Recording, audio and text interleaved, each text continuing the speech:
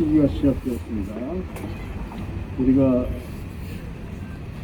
여기에서 미사를 한 지가 벌써 오늘 그러니까 20번째 제가 미사를 하게 됐는데, 제가 작년 7월 달에 와서 처음에 미사 제안을 해서 아마 처음에는 미사가 한 달에 한 번씩 이루어지다가 또 이제 신부님들이 많이 협조하셔서 매주마다 미사를 하게 이르렀습니다. 이 모든 것을 감사드리면서 오늘 탈탈탈 20번째 미사 봉헌하게 되어서 아주 기쁩니다.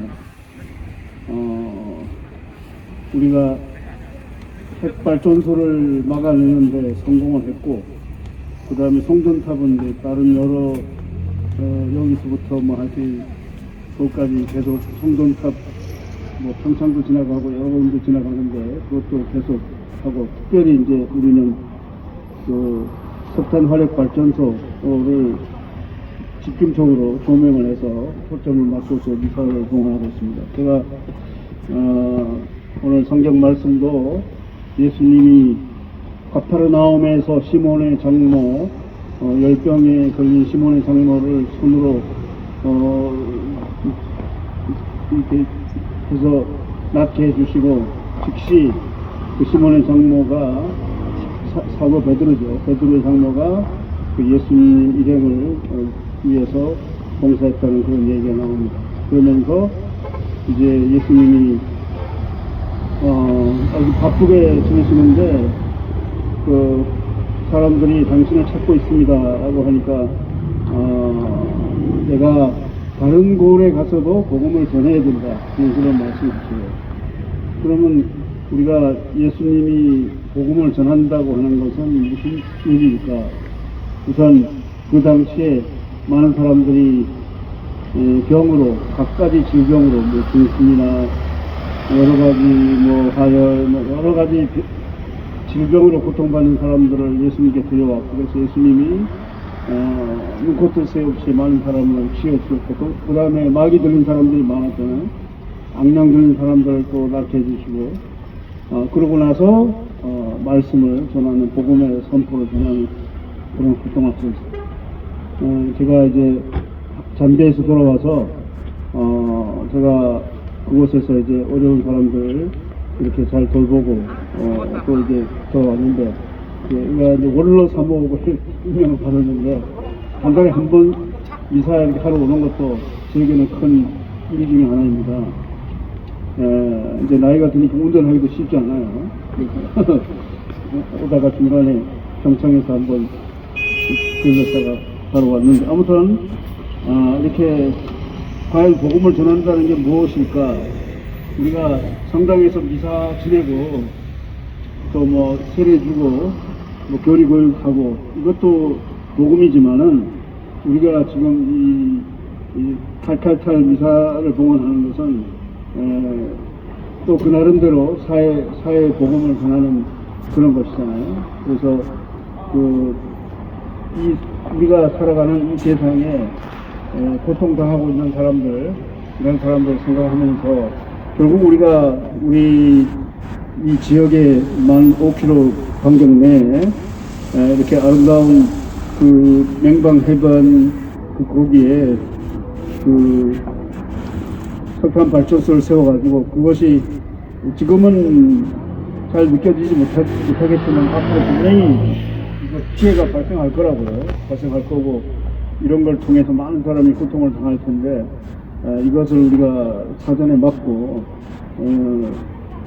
모든 것이 끝나고 난 다음에 후회를 해봐야 소용이 없나. 하기 전에 사전에 예방을 해야 되고 이런 것을 다 막아야 되는데, 정말 그 석탄 화력 발전소라는 것이 탄소 중립화에 위배가 되는 것. 지금 우리 전 세계적으로 탄소 중립화를 지향하고 있는 이 마당에 이 시대에 역행하는 이런 걸 보면서 우리가 반드시 이걸 막아야 되겠다 하는 그런 생각을 하게 됩니다.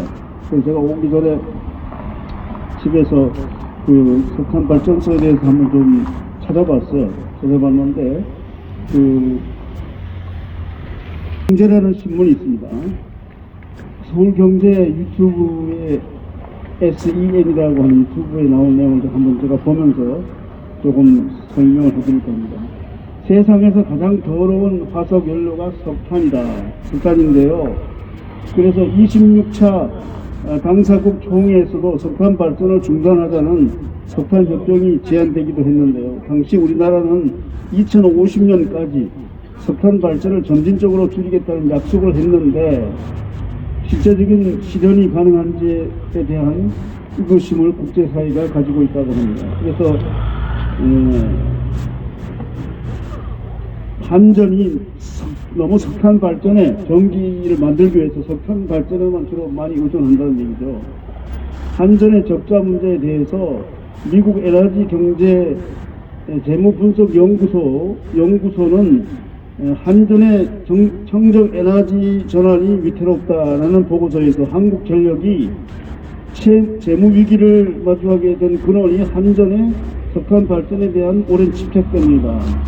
우리가 지금 에너지 수급 계획도 뭐 발표하고 하는데 오늘 뭐 한겨레 신문에서 보니까 그게 났더라고요. 환경부에서 건의를 했는데 재생에너지를 더 확대하고 이 다른 거를 이렇게 석탄 에너지라든가 다른 걸 해야 되는데 또 산자부에서는 그걸 또 반대하는, 같은 부서 안에서도 같은 나라 안에서도 환경부와 총상자원부가 서로 모순되는 그런 행동을 하고 있어요. 그래서 미국 에너지 경제 재무 분석 연구소의 연구원인 H. 제임스 랑고라고 하는 사람은 화력 발전이 한전의 발전 자산의 대부분을 차지하고 있다. 연구비가 소비자에게 모두 전가되지 않는 구조이기 때문에 가격 변동성이 크고 비싼 화석 연료에 대한 과도한 집착이 지난 10년 동안 한전의 수익을 악화시킨 주범이다라고 얘기하고 있어요. 제가 이제 저도 뭐 잘 모르는데 이게 유튜브에서 얘기하는 걸로 이제 봤는데, 우선 연료비가 싸다 보니 인프라 투자에 대한 많은 비용이 들어가는 신재생 에너지 투자에는 위협했던 점이 지적되었습니다. 그래서 우리가 신재생 에너지, 우리 말하면 풍력이라든가 다른 뭐 어떤 신재생 에너지를 돌려야 되는데 그건 하지 않고 우리가 태양광을 하는 것도 쉽지는 않잖아요. 그죠? 그것도 설비를 해야 되고 뭐 여러 가지 하는 데. 그러니까 그건 돈이 들어가고 하니까 이 석탄으로 지금 전부 우리 동해안도 그렇고 이 삼척, 강릉, 당진 이런 데 가면 아마 그런 데도 굉장히 그게 많은데 제가 알기로는 핵발전소가 지금 24개가 된다고 해요. 지금도 이제 계속 또 지으려고 하고, 지금 윤석열 정부에서는 지금 문재인 정부의 정책과 역행해서 모든 게 반대로 나가고 있다고요. 그리고 언젠가 어디 저쪽 남쪽에 가가지고 안전에는 신경 쓰지 말고 하라고 그렇게 대통령으로서 해서는 안전에 신경 쓰면서 해야 되는데 그런 무상식적인 발언을 한 적이 있는데, 아무튼 한국이 자체에서 운영하는 석탄 발전 의존도가 높은 것도 문제인데 석탄 발전소를 해외에 또 수출한다고 그래요. 이것도 또 문제잖아요. 수출하는데 국제적으로 비난을 받고 있다는 거죠. 기후위기 대응이 시급해지면서 유럽을 주축으로 한 세계 주요국의 공적기관과 민간 기업들은 잇따라 해외 석탄 발전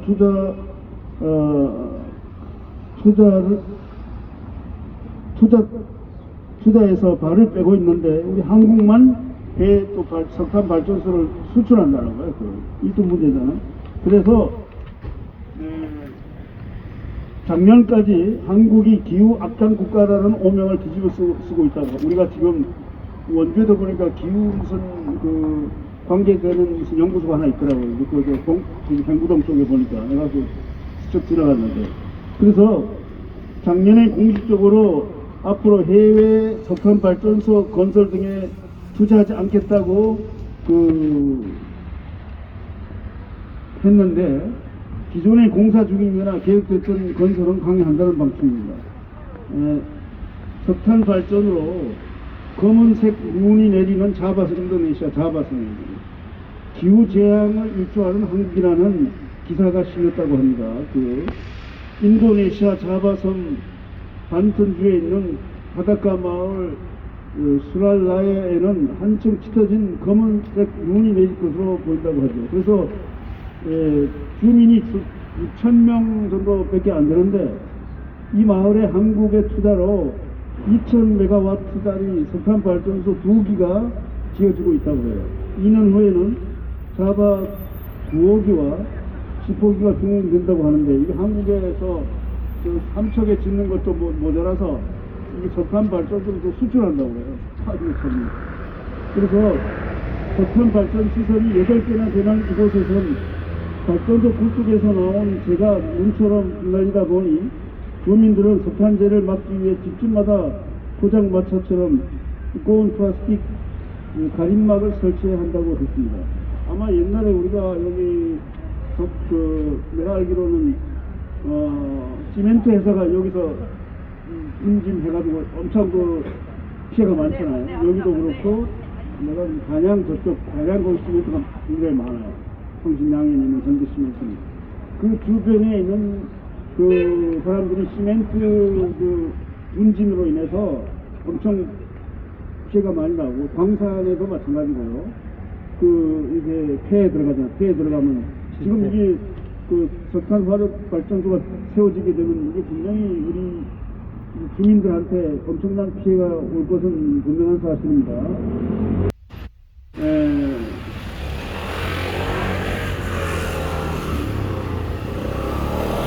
인도네시아 조코 위도 인도네시아 대통령은 2015년에 경제발전으로 인해 전력 수요가 매년 8.3%씩 증가할 것이라는 추정하에 2019년까지 자바섬과 발리섬에 35기가와트